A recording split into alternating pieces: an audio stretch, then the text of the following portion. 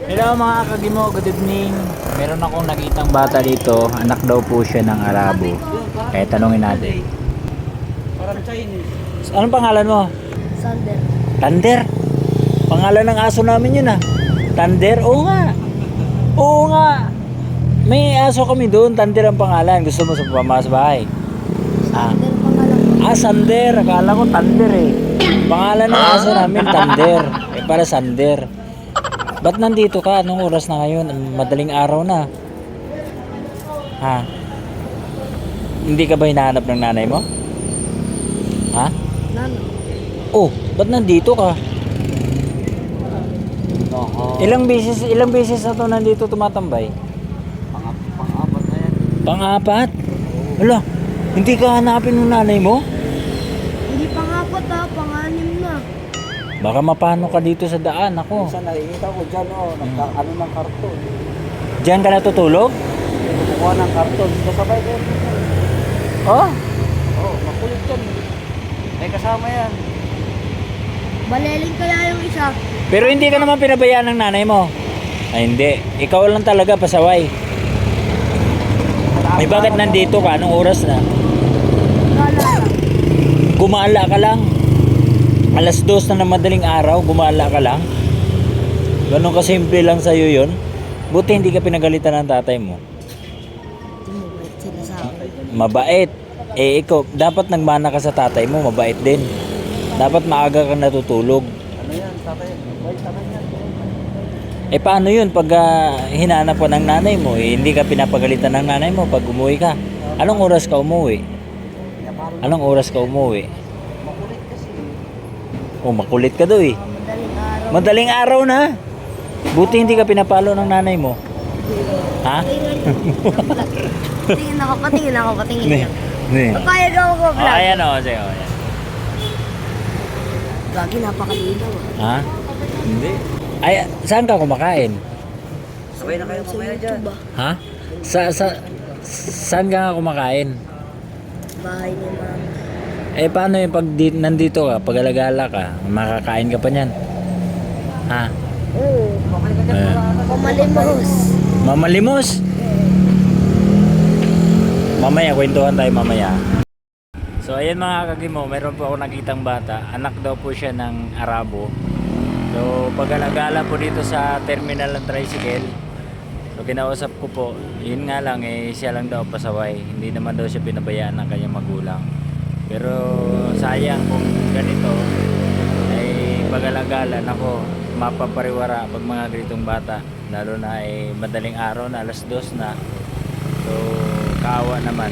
Ah, di ba ano, sabi mo may nag-aabang sa'yo? Si binugbog ka? Saan ka binugbog? Sa school. Loob ng school. Sa loob ng school. Baka nakikipag-away ka rin. Hindi?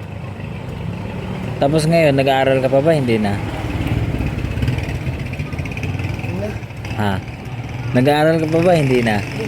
Hindi na? Eh bakit ka huminto? Dahil Binabanatan ako sa school. ba't ayaw mong sabihin sa teacher na binabanatan ka? Sinabi ko pero huli na po. Nakalabas na sila. Hindi, I mean, pwede mo siyang sabihin. Kahit ano na, nakalipas na. Kasi para pagsabihan yung mga bata. Kasi pag binanatan ka ulit, tapos sinumpong mo na sa teacher, ang ipapatawag doon yung magulang niya. Natawag na nga po. Kaso nga Oh, lang po. ano? Pag nakita ulit daw ako. Nung nakita ulit ako sa school, pinadugo na yung dito ko. O di doon nagsumbong ka ulit kay teacher. Sa guidance na. Oh, guidance Sa na. principal, Oh, tapos ngayon, ulit no damage pa rin. Tapos na-block ayan ako. eh di dapat, na yun, action na ng yun, ng principal. Eh paano yun? Ikaw ba yung talo? Minto ka? Ha? Ilang buwan na? Ha? Ilang buwan na? Ilang buwan na hindi ka pumasok? 3. 3 buwan. Sinumbong mo ba sa mama mo? Mami mo? 2023, hindi ako nag-aaral nun eh. Oh. Hindi na ako nag-aaral nun. Hindi ka ba nangihinayang na na maraming taon ka nang nasasayang? Hindi ka ba nangihinayang na maapektuhan yung yung kinabukasan mo pag hindi ka nag-aaral? Ha? Malamang matalino ka siguro. Konti lang. Ha? Konti lang? Sinumbong ko nga po nung nahuli ni mama.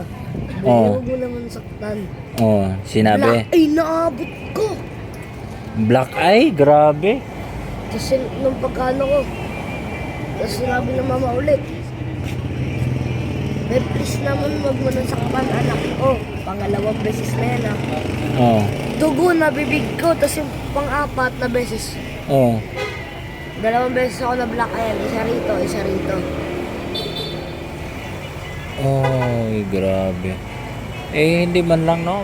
Kawawa naman yung mga Tapos estudyante sinabi na ni mama ganun. doon, na na-black ayan ako rito, tapos nagdudugo pa yung dito ko. Oo. Sinabi ni mama, "Be, please naman wag mo saktan. Papa DSWD kita." Oo. Ayun, parehas kami na pa-stop. Hindi ka ba hindi ka ba naawa sa mananay mo eh? Baka nag-alala siya ngayon. Ha? Eh, wala naman sigurong magulang na hindi mag-alala pag wala yung anak, di ba? Paano kung mangyayari sa mga na nakikita sa television na ikaw ay kinidnap na? Ha? Uwi ka na. Ha? Gusto mo ihatid na kita? Ayan, Oo. Mamaya. sama muna Uwi. ako. Ha? Sama muna. Mag-aral ka muna. Mag-aral ko muna kasi pag nagtatricycle ka, mainit.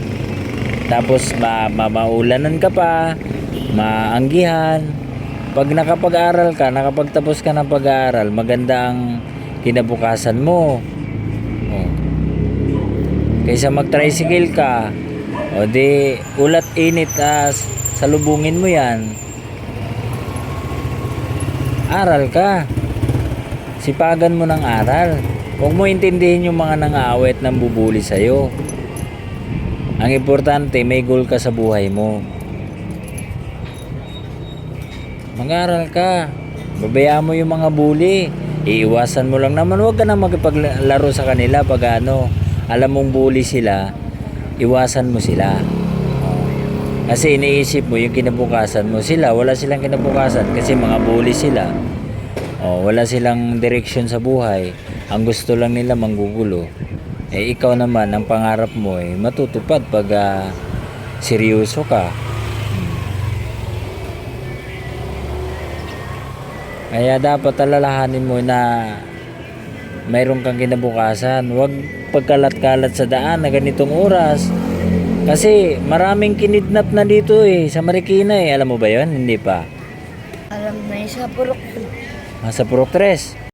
Salamat kay kuya kung nasakay ako sa tricycle. Bait-bait ni kuya. Salamat kay kuya. Thank you kay kuya. Salamat ya. Walang bayad. Walang bayad.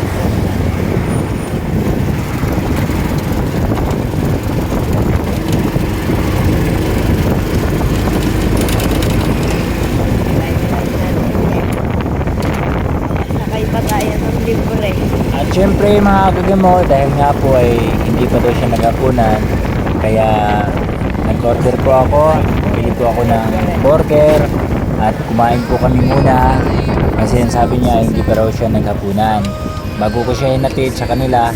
So ayan mga kagimo, dahil nalubat na po ang aking sipi, so nag na lang, picture na lang po ang aking ginamit. So maraming salamat, God bless.